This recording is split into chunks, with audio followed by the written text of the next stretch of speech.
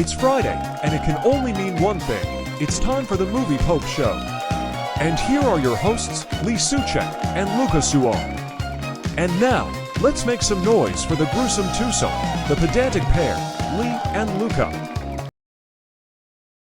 Welcome back to the Movie Pope podcast, and today we are going to be wrapping up April by taking a look at Tron Ares.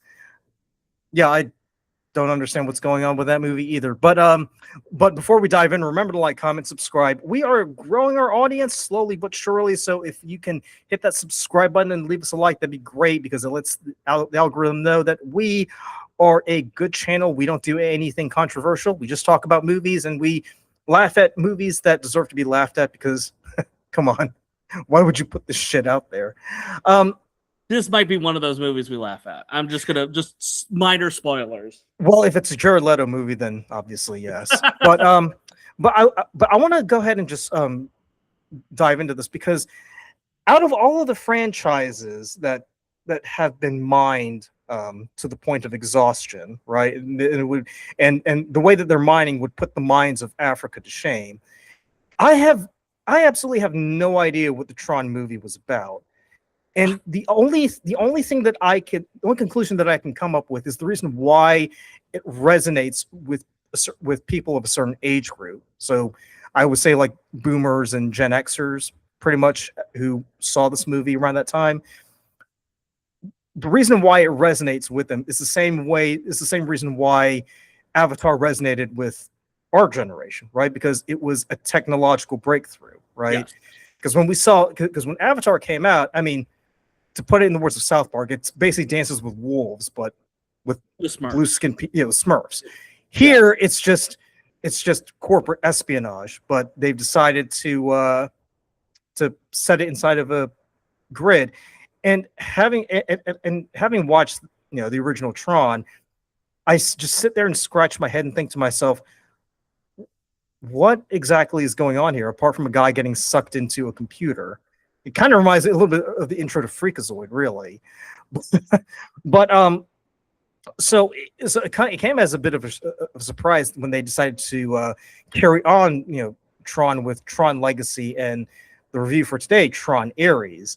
And I will admit, I saw a little bit of Tron Legacy, didn't really understand what was going on.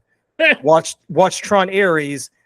I had absolutely no fucking clue what was going on apart from Jared Leto running around and saying, "I want to be a real boy," or something to that effect. They even make a Pinocchio joke during the film. It's like it writes the jokes for us. Pretty much. I mean,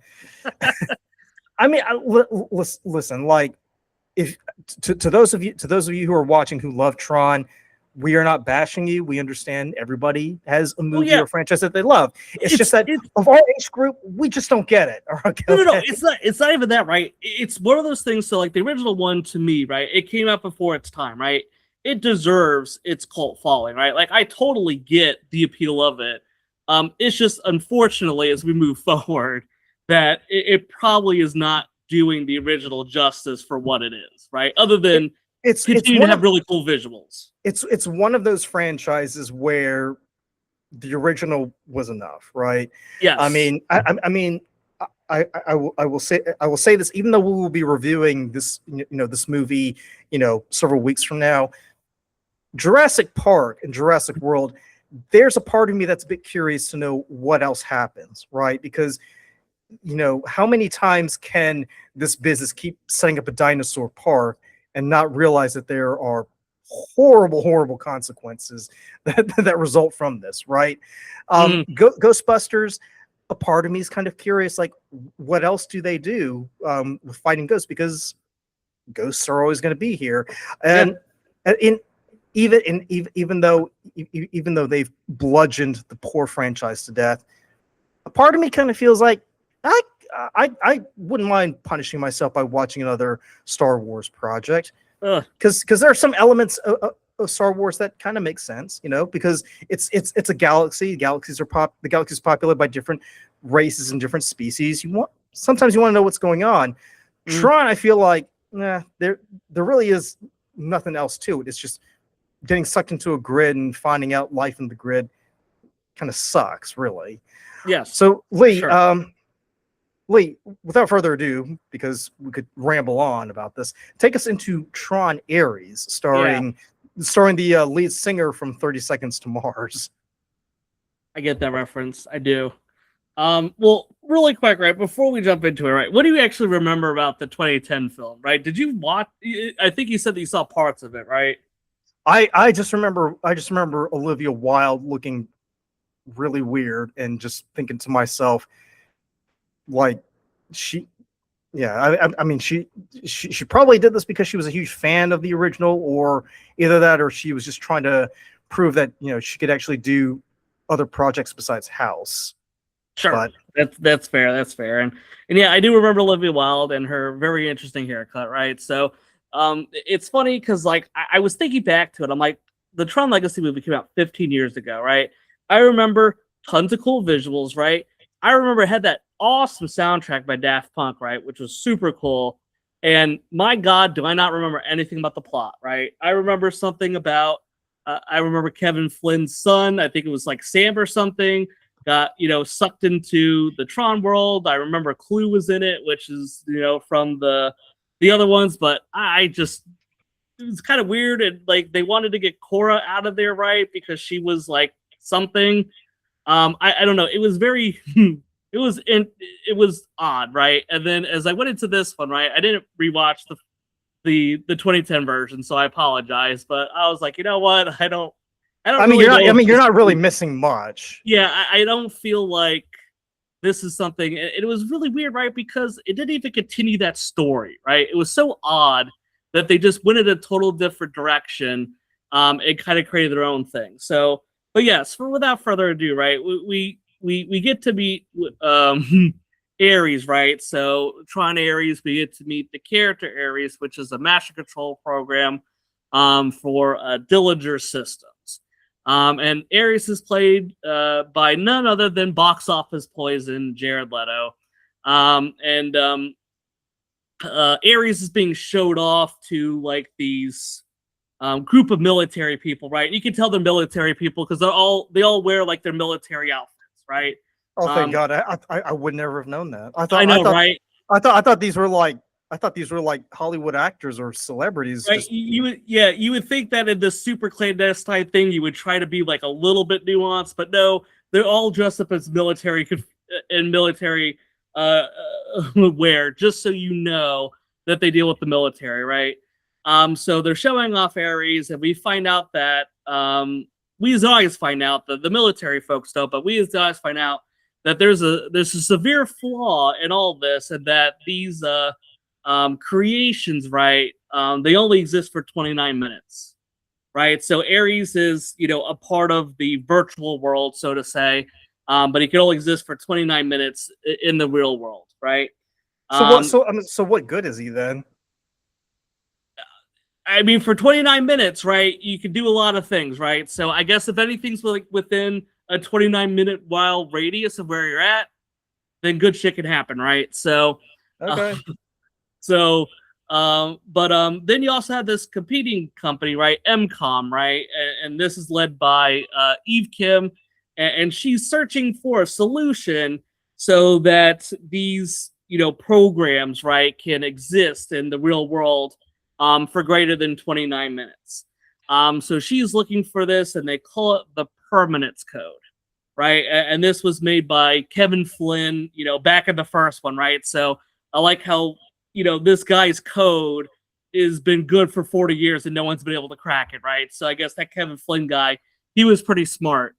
So it seems like MCOM and their leader, they have found the code, right? And they use it to create this orange tree, right?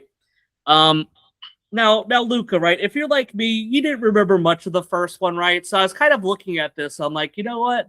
I don't know who I should be rooting for, right? So I wanted to see if you could figure out through very, very subtle clues which one of these companies is good, right? So do you think that the company we should root for is Dillinger Systems, who was like showing off all the military applications of those devices? Or do you think it's this MCOM group that like creates orange trees and wants to create medicine, right? Which one of those do you think it should be good and which one should be bad? Well, just take a stab at the dark at it. Well, I use the color system, so Dil- Dillinger they're huge fans of red, which Yeah. is bad. Yes. And MCOM they use subtle shades of blue, and blue is Yes. good. So, I mean, if we follow the color logic, I'm going to say MCOM they're good because they're blue, Yes. and blue is cool and good.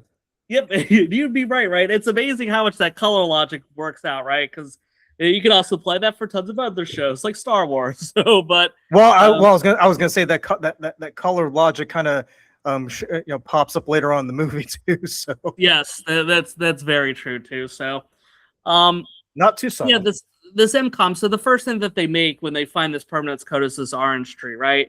And as I saw this happen, right, it sparked this really weird, like, kind of, I guess, thought process for me, right? So if they don't have this code, right, we know that after 29 minutes of creating something, that whatever gets created gets destroyed, right? So it can't exist, right? It just kind of like disintegrates, right? And we see the characters disintegrate and the gear disintegrate. So my question for you, right, is if someone was to eat something, right, that's created by this, and it only lasts for 29 minutes, what happens inside of you? Do you like explode? Do you like just like if you were like thirsty in the desert and then 29 minutes go by and you lose it, do you just like evaporate? Like I couldn't function or understand why they wanted to bring this to the story because I had so many questions over how it actually works. What do you think, Luca? Can you help me? What was your thought process on what happens to shit if you were to eat it or drink it or use it for something and it just goes in 29 minutes? Well, for me, nothing stays inside for 29 minutes. It usually comes out in 10 minutes. So. That's a good one. We got the potty humor here, but yeah, I still don't understand how exactly it functions, but we'll just go with it. It's not worth losing any sleep over.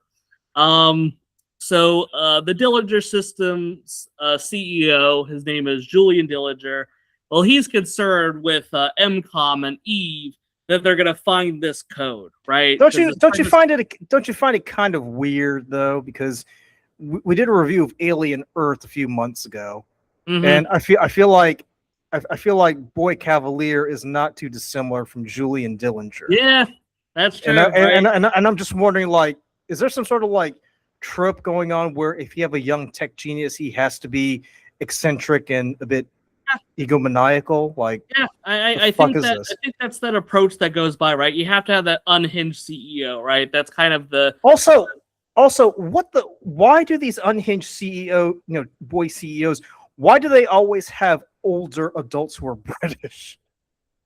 What the fuck is up with that? I feel bad for poor Julian Anderson in this, right? I was just like, you know what? They're talking about X-Files now and they're gonna remake it and everything, and I'm like, oh no, like don't do this, Julian Anderson. We need you. Well, just out of curiosity, I mean, it's probably a nothing burger. Did you find it weird that Julian didn't have an English accent? Because obviously his mother's British, and then obviously Grandpapa, played by the late great David Warner, was British. Here, Julian's like, yeah, he's as SoCal as can be, Yeah, maybe he was born here, right? That's a good question. It is weird that the accent was most obviously dropped by this. So yeah, maybe he was they moved to America for better opportunities or something, and they lost their accent. Well, he lost his accent. Well, yeah, he did. Yes, I'm sorry. Yes, he did. So, yeah. So yeah, I kept thinking about that the entire time. I'm sorry. The accent that was the thing that you kept being up about, not like how this all functions and works. It was the accents that was throwing you off. Look. The way I view the I guess digital fruit or whatever you want to call it, it's the same way that I view the Impossible Burger, right? It's cool that you have it, but I'm not going to eat it. So don't waste your breath. Yeah, I definitely would not be eating an orange knowing that it was going to, I don't know, have some type of adverse reaction, but here we are, right? So we got the Julian Dillinger, right? So he's concerned with Eve getting the permanence code. So what does he do? Well, he sends Ares in to hack the system, right? And this is where we get like kind of our our first like little fight sequence, right? Because if you're gonna do Tron, right, and you have all these like crazy like little things and all the little light streams, you have to have a cool fight sequence in order to do that. Where Ares is able to hack and finds out that Eve is returning to wherever they're at. I actually forget where they're at. They're in LA or something, right? Do they even say it in the film where they're at? I don't know, because when they did that test, it looked like they were like up in the mountains, like the Himalayas or something. Yeah, I don't know. I know that they were. I remember seeing in Alaska is where they were. Oh, Alaska. Okay. Yeah, that's where that one little place was. But I don't remember where they went after that. So maybe they were on their way back to LA. I don't know. Yeah. I don't remember. They're going somewhere. They're coming back to the States, right? So she's leaving Alaska, coming back to the States. So Dillinger now sends Ares into the real world, right? Ares and also what was it, Athena, right? I think is the second command. So sends them both into the real world to capture Kim and get the code back from them. And you see that Kim's got those got the code like on a little USB drive, and she's taking it wherever, right? And like I have like 1,000 things that drove me insane in this sequence, right? So, Luca, right? You have in your hands something that will change the world, right? And I don't mean that like even like it's 100% going to change the world, right? It's a true game changer that you're gonna be able to create anything from like I don't know nothing, right? And this is going to change your world, and you have it in your hands. And what you're going to do with it is you're going to travel around unprotected on a motorcycle. Does this seem like a bad idea to you, right? Do you think that you maybe would have taken a different approach if you had like even the semblance of a brain? Well, keep in mind, because later on when she goes to that stop, she puts up the magazine. It's like, do you know who I am? And the guy behind the counter is like, no. Yeah. So for me, it's like, yeah, she's the CEO of MCOM, but no one knows who the fuck she is. There's only only one person does, and he's sending a bunch of constructs who have like a 29-minute lifespan to go capture her. Yeah. Oh, and that's another thing, right? So Dillinger, right? He has like a lot of access to a lot of resources, you would say, right? So if you were wanting to get this thing back from Eve, right? Which she's just a normal human being with no special abilities, right? She's just a Joe Schmo on a bicycle, right? I don't know about you, but I think I would send some humans in and not send in a bunch of random creations that'll exist for 29 minutes. How is this Dillinger both the smartest and dumbest person in the film? Well, he's a kid, so. He is, but he does own the company, so there has to be something to his genius, right? It's kind of the same thing with Alien Earth, right? If we're going to go back to that, right? He is a kid, but he's still pretty smart, right? I don't know about you, but if I had this really critical mission to happen, I would probably not send a bunch of things that are that's going to explode in 30 minutes, right? Route. Well, I would just say best thing to do is just avoid them for 27 minutes, because I'm assuming it took 2 minutes for them to deploy. If you can outlast them for 27 minutes, you're pretty much set. It. Right. That's all she gotta do. She just gotta keep running, right? It's not exactly rocket science. It's just like, well, granted, she doesn't know that, but if you're a normal person, you're gonna try to flee from the situation. Hold on, because you remember when they're in that Batman parking garage, she figures out pretty quickly how to operate that motorcycle. That's right? true. Yep, that's true. She does figure out that light cycle, right? Which are totally badass. But yeah. So unfortunately, Ares does catch up to Kim. But before I guess he can get the drive, right? She destroys it. So what they do is they I guess they use like a little gun that like pulls Eve into Dillinger's grid, right? And I feel weird having to separate them, so there's different grids for these different companies just to make things a little bit more obnoxious. But Eve gets pulled into Dillinger's grid, where I guess the whole plan is obviously for Dillinger to get the code from Kim within, his little world, right? Because he's going to be able to extract it easier. It's kind of like a cheap Inception idea, where they're going to be able to extract her information. So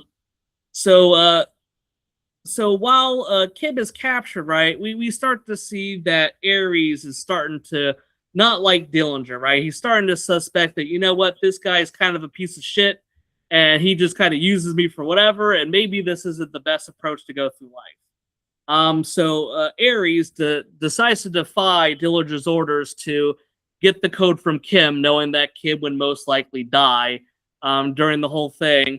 And Ares is able to escape with Kim through the little transfer portal that they have that brings them to the real world, right? Once again, right, I like how they get brought to the real world, these two people, and there's like no guards or anybody around, right? Like there's like two people that are there. And I'm like, you know what? I would probably have more guards around my secret base where I'm doing all this illegal shit, right? I think I would hire more muscle, but it seems that Dillinger plays things relatively fast and loose. But because he seems to be always ill-equipped to deal with all these situations. So both Eve and Ares, they talk about life.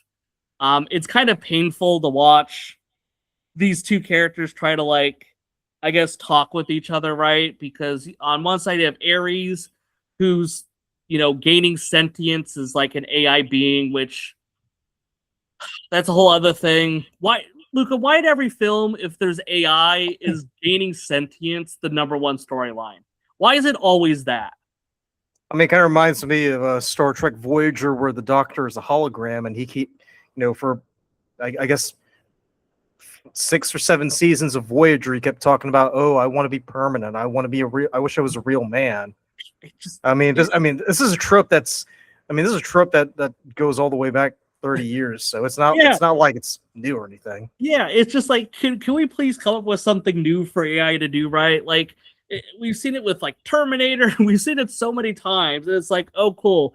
Now they're doing it in Tron, right? Which, I mean, I guess kind of maybe had some strings in the original one, right? That they were trying to do that. But man, it just feels so tiring to see the same thing again. I mean, trying to make your characters philosophical or have a philosophical discussion does not make this movie any more better, right? It just makes definitely not. It just makes philosophy even worse, because now it's being lowered to the level of something that's completely as stupid as Tron Ares. Exactly. Which by the way, and this is something that we mentioned in the trailer reaction, if this is gonna be a Tron movie, we should at least see Tron at some point. Yes. Otherwise you just say Ares, a Tron movie. At least that way, we're not having our expectations heightened up, because throughout this, as I'm watching this movie, I'm just thinking to myself, all right, so is Tron gonna make another appearance again? Like, what's the deal here? It's like, no, it's just Kevin. No, it's just Kevin Flynn. It's like, oh, okay. Yeah, it might as well just be Ares, the Dillinger systems guy, right? I mean, that's as close to Tron as it gets, right? So it's just kind of foolhardy, but yeah. So now that the flash drive is destroyed, and I don't remember why they can't go back to Alaska to get the code. I'm sure they explained that. Do you remember if they actually explained why they can't just go to get the code back from Alaska where they were originally? Wait, did they actually develop the code? Like, did they come up with the code on their own, or what? No, they found it like on a hard drive, or they found it on a floppy disk right up in Alaska. So that's how they found the code. They just stumbled upon it. And like, as I was watching it, like, she destroys her flash drive, which I'm like, okay, cool. Like, you didn't want to give it to them. That's fine. But I'm like, the code still exists in Alaska, right? It's not like... Wait, so why the fuck didn't Dillinger just go up to Alaska and get it himself? Saying, right? That's what I can't understand. I'm like, well, wait a minute. You know where it was, right? Like, Ares found out where it was located. Why go through all this rigmarole when it seems like you have another option that's out there? I couldn't remember in the film if they ever explained why they couldn't just go back to Alaska for it and why they had to do all this, but I guess this is what we get, right? So, but gosh, where were we? Oh yeah, so Ares and Flynn, or excuse me, Ares and Eve are go back to, I don't know, the MCOM building, and what their plan now is to get the code. They're gonna send Ares into Flynn's old grid to find the code, right? And you see Ares, he actually bumps into a construct of Flynn. Which once again, I was sitting there struggling to remember. Like, I remember he was in Legacy, and I remember something weird happened at the end with Clue, but like, I guess did he die? Like, I honestly don't really remember what happened at the end of it. I guess we're supposed to assume he died, which kind of sucks because obviously that wasn't a real Flynn. Or do you think that was the real Flynn? I kind of take the quantum leap approach where we're not supposed to know what happened to Flynn, right? Okay, that's fair. And, So, and yeah. So they it's did a like, good job of that. yes, I think, I don't know. Maybe this is me being really, really charitable more than I should be, but I think what they're doing is they're trying to make us wonder if if Flynn has been in the group so long, he's starting to act like a machine. Oh, kind of like. Yeah, it's kind of like a Futurama episode where Fry thinks he's a robot. I'm starting to think. Fair. I'm starting. Because if you've lived in like a place for a long time, you kind of get conditioned to act like that. So I don't know. Maybe he's like, oh, I've forgotten how to be human. Oh, you actually care about people. Fascinating. I know, right? Well, that's interesting. I'm on the same page with you. That actually would have been a more interesting story. Is if Flynn's there and he's so brainwashed by everything that they have to extract him from there to do something. But again, I mean, this is us being super duper charitable, more than we need to be. Yeah, right, especially for Tron Ares, which I felt like didn't try. So they're trying to get the permanence code from the Flynn grid, right? So we have Dillinger. He's like, well, Ares is gone. I'm going to go ahead and I'm going to have Athena, right? She's going to get a new directive, and I want her to get the code back at all costs, right? And how does Athena, this machine, interpret that? Well, she literally means that she's going to get it back at any cost.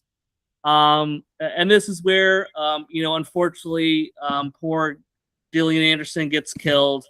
And I was like, damn. Well, to be fair, I mean, she probably should have read the room literally and been like, I'll come back later. Yeah, exactly. Right. Be like, you know what? That creation that you have, it does not seem to be responding very well to what's going on. Yeah, that's super weapon. That super weapon you're building, that's awfully big, Yeah, maybe I kind of come off the train of I'm gonna take over for this now. Until she's done doing whatever she's doing. So, but yeah, Athena, she starts creating all these crazy creations, right? And she goes to the unknown city that we don't remember where they're located, to find Eve, right? So now her job is I'm going to capture Eve, at all costs. I guess. As Ares is getting the permanence code, he gets brought back into the real world, and Athena is going after Eve and kind of has her kidnapped. And we have kind of this altercation, right, that typically happens at the end of all these films, which is you have Ares, who's now, I don't know, human. He switches colors. So yeah, he does switch colors, and he bleeds now, right? So I guess he's human. Right, I don't know. I guess he did become a real boy, as they joke.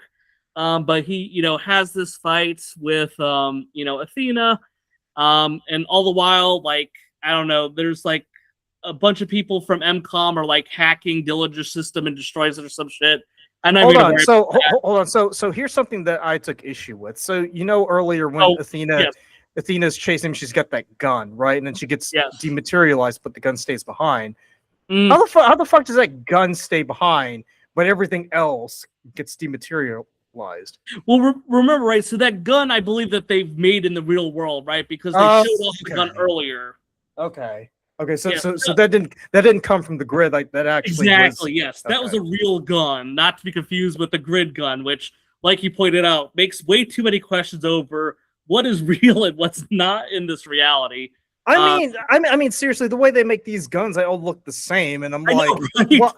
Well, it's like, I'm sorry, like, how the fuck am I supposed to know that one's from the grid, and that? Yep. I mean, am I supposed to just sit and wait for like 29 minutes, and if it doesn't disintegrate, oh, I guess this is the one that Dillinger made. There you go. That's how you can tell, right? So I don't have 29 minutes to sit on my ass and wait for something to disintegrate. I got shit to do. Like, come on. Yes. Well, so that might have been your issue. My issue is always this, right? In this film, right? Because Eve, right? So she's trying to escape from all this shit, right? And she knows that after 29 minutes, she wins, right? So, like, the whole time I'm just sitting here, I'm like, why don't you just fucking go to, like, the next town over, and then you're in safety, right? Because they can't reach you if you're 29 minutes away, right? That's, like, literally the only sense of thing that you have to do is just be 29 minutes away. Or here's my alternative take. You get captured, you go in that little vehicle, you know, and then after 29 minutes, poof, like you just land on the ground. You're like, oh, okay. Yeah, yeah, right. I mean, there's so many options that I'm just like, God, this is why this random 29, this arbitrary 29-minute threshold holds no weight. Because here's another thing too. So you remember when Eve gets on the recognizer and she goes on that rampage throughout the city, right? Obviously, the Air Force gets called in. They go around like trying to blow that shit up. Yep. Also, impressive response time from that team, right? Because they were there in like 5 minutes, right? So my thing is, I thought I just assumed like the way that these things are constructed, they can sort of rebuild themselves, or maybe I'm reading it wrong, but I just thought it was amazing just how quickly that recognizer gets destroyed, because all it takes is just for one missile to hit one of its legs and it just collapses like one of those alien tripods from War of the Worlds, right? Yeah. Granted, those two jets they get obliterated by all those bogeys. You know, that's to be expected because they're using hard light to cut through everything. But these things are pretty fragile when you look at it, you know. Yeah, which is weird, right? Because when Eve is captured, right, and Athena's driving around in that like tank thing, like it is just going through vehicles with no problem, right? So the film feels like it just doesn't know what's going to be indestructible and what's not going to be indestructible, and it struggles throughout to kind of pick a lane as far as when it's going to be. When it's movie convenient, it'll be indestructible or not, depending on what needs to happen for the next scene. I mean, the way I see it, like if you got into a mid-sized sedan and I'm not advocating for this, but I'm just saying, if you crashed headlong into that thing, you could probably either like slow down or like wreck it. Like, oh yeah, it kind of reminds me of those.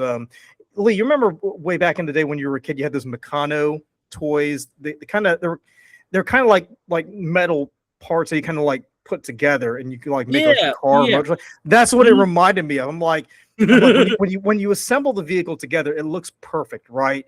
But I swear to God, like as soon as you put it out on the sidewalk, it just collapses, and you're like, I know I put all the pins in the right place. How the fuck did it collapse all of a sudden? Like that's what I thought. I'm like, these things look impressive, right? Like Dillinger, chef's kiss. You did a great job in putting these things together. They're not really sturdy, are they? No, they're not. They're gonna kind of buckle whenever it's needed for the film. I was go on. You know, I was watching, I was just making a joke. I was like, it'll be funny if like a hobo just walked out of nowhere, saw it, and took a whiz, and the thing just like collapsed because it's like, you know, unknown substance recognized, no unknown substance identified, and just collapses. And like, yeah, a hobo just peed on it. Who would have ever envisioned that? Like the greatest weakness of it would be urine. So, I know. That's what I was thinking. But yeah, so there's the final fight, right, between Ares and Athena, and you know, Ares wins, and then the Dillinger system's crashing, so then like everything starts to like get destroyed or crash. And then I feel like the ending, they just like throw like a bunch of shit all together, and they're trying to both like have closure on it and then set up a sequel, because you have like, Eve gets the code and she uses it for good. And then Dillinger, I was just saying kidnapped, but I meant he's about to be arrested. Yeah. But he sends himself into his own grid. And then like he, touches that little disc thing, and he's now going to be the new, whatever, right? Wait, I thought they destroyed the grid, or did they just like cut off access? So I guess like he rebooted it, and then when he rebooted it, it was okay then. Okay, whatever. I don't know. That's what I understand, because like I said, they seemed to destroy it, but then he was able to get in, and then now he's like the new Sark thing, right? Which is from the first one. So I guess they're trying to set up a sequel for that. And then Ares, right? He's like now searching for Sam and Cora, who were in the remake for 2010. Why? Yeah, and that's my whole thing. I'm like, well, wait a minute. I don't understand. Like, you've done everything in your power to not reference that. Why bring it up at the end? Like, are you trying to bring all this together for the next one? I just didn't get it. So let me ask you this. So during that conversation between him and, I'm just going to call him Flynn, because I don't know if it's really him or just a construct or clue or whatever. At no point did they mention Sam, right? They were just talking about wanting to be real and wanting to save Eve, right? I think so, Luca. I'm honestly not 100% sure anymore. I don't think that they brought up Sam or Cora, but I might be wrong. Because that's a huge leap. Because throughout the entire movie, I'm assuming he has no awareness of Sam or Cora, and yet at the end, he's like, he holds a picture of him. I'm like, why are you looking for two people you've never met? Yeah, that would be Lee. That would be like me, saying, "Oh, Lee, I have to look up your cousins all the way in California." It's like, why? You've never met them. Like, what are you going to talk to them about? Wait, how do you know I have cousins in California? Yeah, it was just a guess.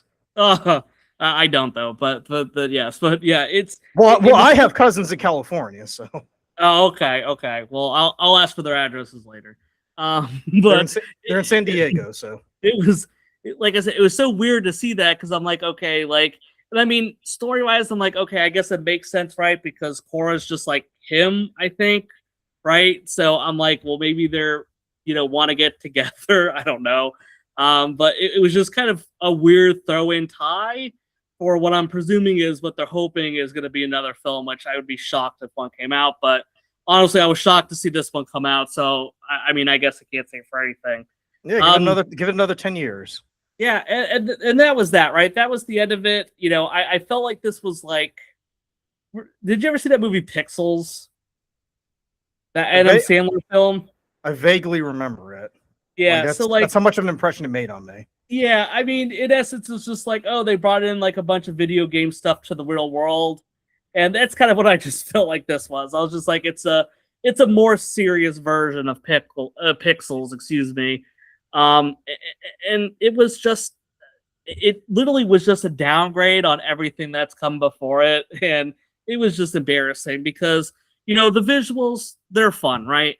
Now, a very odd choice that, in a film where we're really invested in the computer world, right? Like, that's what people want to see, right? They spend an awful lot of time in the human world, which no one gives a shit about, right? So kind of an odd thing. I think it is at least interesting that they did do, like, they brought things into the human world, which was at least interesting, but, I don't think that's... Yeah, it kind of... Do you remember that Futurama episode where they had that huge 3D printer and Bender's like printing out like everything from his song from the big caboose that's what it reminded me of. But but another thing I was going to say too, Lee, is that in 1982 when Tron came out, like, this was revolutionary, right? Yes. Like I mentioned, it's like what I mentioned before. Tron was the Avatar of 1982. Mm-hmm. You flash forward to 2026. What we see in Tron Ares is nothing we haven't seen in other film projects before, right? 100%. I mean, seriously, like, my man, like, have you never seen Avatar or any of the other two Avatar movies, right? Like, it's far more visually impressive than what we see in Tron Ares. Now, I will give them props for for showing us the Flynn grid, and Jared Leto having that little quip about, oh, this That looks was quite cool. retro. Yeah, Yeah, that was cool. I'll, Yeah. I'll give them that, but it's like it's like if they were leaning on the whole CG CG, like, let's try to make this super cool. They're 20 years too late. I mean, Yes. I mean, we did a discussion about AI in our last episode, but I mean, at this point, like, anybody, with with money can just use AI to recreate what we're seeing on screen here, right?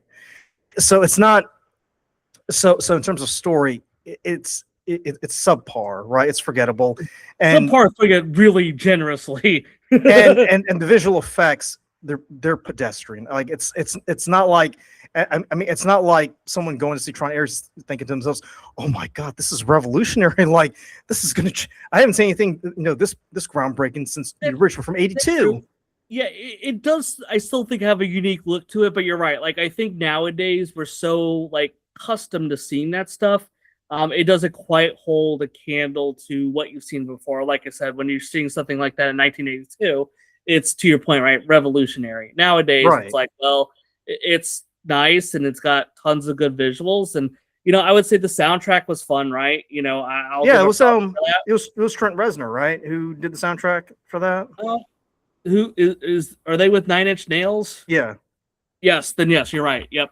That's sorry. I knew it was Nine Inch Nails, but yes, you're right. So, I mean, fun soundtrack, right? Maybe not quite at the, not quite at Daft Punk, but it was still enjoyable. And like I said, the visuals, I still like the light cycles, right? I like it when the little beam comes out and everything. I'm like, you know what, that's pretty cool still. But yeah, everything else was just like, lame. The story was lame. The writing was lame, and then watching Jared Leto try to be human was honestly pretty much on par with how I imagine Jared Leto acts normally. Yeah, I mean, seriously, every day he's trying to act human. So, yeah, I guess let me give this a final grade. So I'm gonna give it. In my heart, I still want to give it like a. I guess I'll give it like a 1.8. Right? Like, is the story stupid? Yes. Are the characters stupid? Yes. Is there any depth to anybody? No. But the visuals still look cool, and the soundtrack is still interesting. And I guess you're getting points for that. But everything else is pretty much like about as lame duck of a thing as you can get. And once again, my God, like, if you create this, fantastical world in Tron, right, where everything is like existing in this computer and you have all that stuff, don't spend the majority of the movie in the real world, right? We've all seen the real world. It's boring as shit, right? We want to go see Tron. We want to go see this weird computer world that you created. Then there is no Tron. That's I mean, that's also true. That's also true. So, but Luca, let's hear your final take here on Tron, whatever, Ares. Okay, well, since you were generous, I'm not going to be generous. I'm going to give it a 1 out of 5 because there's nothing about this movie that makes sense to me. And I mean, they're just leaning on all the tropes, machine or inanimate, animate object tries to learn how to be human. Okay, check that. Crazy boy genius who says something stupid and regrets it. Check. You've got the older, adult figure who's British and tries to talk sense into the boy genius, but it doesn't work. Check. I really don't understand what it's trying to accomplish here, because I mean, if you're trying to advance the story, you're not advancing anything at all, right? Because there's nothing about Ares that makes me want to root for him, right? Oh no. I mean, no, we don't care about him at all. There's nothing to care about. Well, to be fair, there's nothing about Eve that makes you want to root for her either. I mean, yeah, no, absolutely. The characters, like, they try really hard to like show like, oh, I'm so sad about my older sister, an older sister that we never saw the two of them interact in, other than like some random montages. So it's like, wait, so this older sister, she wasn't in Legacy, right? Wait, say it again. Eve's older sister, she wasn't in Legacy, was she? No, she was a younger sister, right? So it was a younger sister. Okay. Yeah. So Eve's sister was the younger sister, and what? Wait a minute. What legacy? What was that? In Tron Legacy, the one with Olivia Oh Wilde. no! I'm sorry. No. I'm sorry. I thought Legacy was another. I thought that was another company that was out there. And I was like, wait a minute. Was there We're throwing out so many different movies and shows today. It's like because my thing is that because as I'm watching it, I'm like, so she must have been in the last movie, right? Because that's why we're seeing Eve, and then. Because if she wasn't in there, then Eve just acting like, "Oh, I'm butthurt that my sister's dead." I'm like, "Well, I'm sorry for you, but we've got no connection with this woman. Like, was she like the previous CEO or whatever of MCOM? Did she have a huge impact on MCOM?" She replaced Sam when Sam left, right? So Sam is Flynn's son from Legacy, right? Well, I know who Sam is. It's just okay. I just want to make sure. Right? I had to look up his name for this review, right? Because I did not remember for the life of me who that was, right? I'm just surprised that Kevin, because it sounds like Kevin Flynn had spent most of his time in the grid. How did he have enough time to go and make a kid? I have no idea, right? I have so many questions just about everything in this that I feel like I will never get answered. So not unless you go into the grid. Yeah, and I'm not going to go. If you do go in the grid, if you run to Flynn, just ask, "Hey, if you really are Flynn, how did you get a woman to sleep with you?" Be like, "Hey, are you able?" I feel like there's stuff, but yeah, I'm under the impression, I might be wrong, none of the characters that are in this were related in any way to anything we saw before, other than none of them are human either. Who like pass their stuff on to their kids. So it's like literally like we skipped. It was like the movie's like, well, it was 15 years ago. Let's just skip a generation and we'll just continue this story that no one's asking for. So well, to be fair, nobody in this movie acts human, right? Like, I mean, Julian Dillinger. I mean, if he's trying to be human, he's doing a shit job because no human I know acts like that, right? Nope. I mean, the only person who tries to act human is Ares, because Eve has a flat personality. No shade against Gillian Anderson, but it's like she only has one mode, and it's scold mode. That gets pretty tiresome after a while. Mm-hmm. And apparently I'm surprised nobody else got killed because in the movie, because Athena's just running around the city slicing shit up. It's like, okay. Yeah. Sure. I mean, it's amazing, and I applaud them that nobody died in this movie, apart from your sister who died a long time ago. But everybody else apparently was able to walk away without a scratch. But the whole city just gets blown to kingdom come. Yep. I mean, how long do you think? Because at this point they're locked in. I mean, they've already done 3. They might as well go for another one. How long do you think? Before do you think they do another one? No. There's no way. No, that had a flop. I refuse to believe that did anything. That absolutely had a flop. So I think that they're done with it, right? I think it's over. That's it for Tron. Maybe in 20 years when we're still doing the podcast, we'll be like, yep, well, here we go again in Tron. Listen. We thought they wouldn't do a sequel for the Super Mario Brothers movie, and well, you said you've seen Super Mario Galaxy, so they okay. Now, in my defense, that was more wishful thinking. I knew from the box office it was going to get a sequel. This is totally different, right? Ares absolutely flopped on this, so it is. I don't see it happening as far as that goes, and yeah, so. Well, that is something that we can only pray and hope that we will never be cursed with another Tron movie, because it's one of those franchises that is highly misunderstood unless you were around in 1982, in which case, yeah, it totally makes sense to you. I mean, seriously, like Avatar makes far more sense than Tron. And again, we're not casting aspersions on those who were fans of the original Tron. Like, yeah, I feel bad for them, honestly, because I think it's such a cool thing, but it's just not executed in any way that is Seriously, if you think about it, Ghostbusters, Frozen Empire, and Afterlife, like, in a way, they did more to honor the legacy of the first two Ghostbusters movie than what we saw with Tron Legacy and Tron Ares, right? Because at least with the Ghostbusters movies, they acknowledged, the original people, and they're like, and they sort of gave Egon Spengler, I guess, a nice send off. Whereas here, it's like they're just up in the air, or in this case, they got turned into dust, right? So. Yeah.